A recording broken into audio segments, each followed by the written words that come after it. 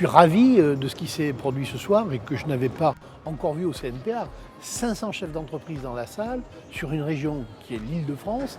Je suis pleinement satisfait, je n'osais pas en espérer autant, je suis ravi.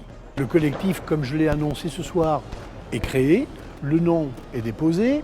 Ce collectif a pour mission, bien entendu, de défendre les métiers de la filière aval de l'automobile, de nos adhérents, puisque nous sommes le syndicat de la filière aval de l'automobile, et bien répéter cette assemblée de ce soir dans les 12 régions du CNPA, leur faire connaître le collectif, les enrôler avec nous, et puis nous avons d'ores et déjà fixé une date pour une réunion afin de voir comment nous avançons pour fixer, pas un cahier des charges, mais une feuille de route. Voilà.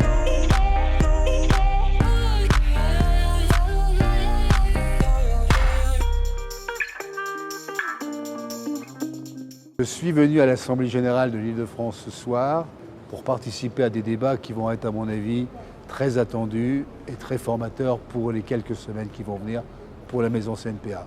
Alors, le collectif automobile aujourd'hui est absolument nécessaire. Nous avons réfléchi avec le directoire et l'ensemble de nos équipes comment intervenir dans un débat qui est lourd de conséquences aujourd'hui pour nos professionnels. Nos 130 000 entreprises, nos 500 000 salariés. Les informations qui sont données, notamment sur les problèmes de la santé liés à l'utilisation des véhicules thermiques, les problèmes sur le réchauffement climatique, sur un certain nombre de sujets aujourd'hui, méritent totalement d'être revus. Nous sommes simplement dans la recherche d'une vérité pour regarder un instant quels sont les véritables sujets qui sont en face de nous. Voilà. Il y a, à mon avis, des annonces qui sont faites qui méritent d'être vérifiées d'une manière scientifique, et c'est ce que nous voulons faire.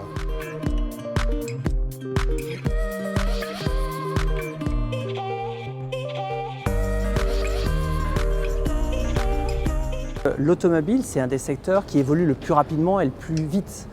On constate tous que les normes, tous les 2-3 ans, font améliorer effectivement toutes les technologies des véhicules grâce aux équipementiers et aux constructeurs. Et puis je vais plus loin, derrière, il y a tous les services de l'automobile qui apportent une amélioration, que ça soit la prévente, évidemment, qui a un rôle majeur pour la dépollution du parc roulant. Et puis on voit très bien aussi l'amélioration des carburants. Donc on voit que de toute façon, l'automobile est un des secteurs qui évolue le plus rapidement. Qui peut comparer un véhicule d'il y a 10 ou 15 ans avec un véhicule actuel?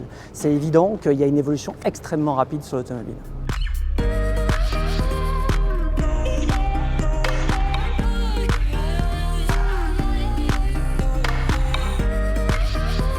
L'enjeu de la soirée, c'était de lancer de manière officielle, avec l'ensemble de nos adhérents de la région Île-de-France, un collectif automobile sous la bannière du CNPA qui a vocation à s'exprimer à l'occasion des élections municipales de 2020. Quand on parle d'automobile en France, on oublie beaucoup trop souvent le poids économique, social, industriel et culturel que cette filière absolument exceptionnelle de premier plan représente en France. C'est un Français sur 10 qui vit aujourd'hui de l'automobile. C'est 7 Français sur 10 qui ont absolument besoin de leur automobile pour pouvoir se déplacer. Donc cette force qui est implantée dans tous nos territoires, nous allons la mobiliser pour, à l'occasion des élections municipales, témoigner d'un certain nombre de faits, de chiffres, sur le plan économique, sur le plan social, sur le plan technologique, pour bien montrer que l'automobile ne fait pas partie du problème, mais est bel et bien du côté des solutions.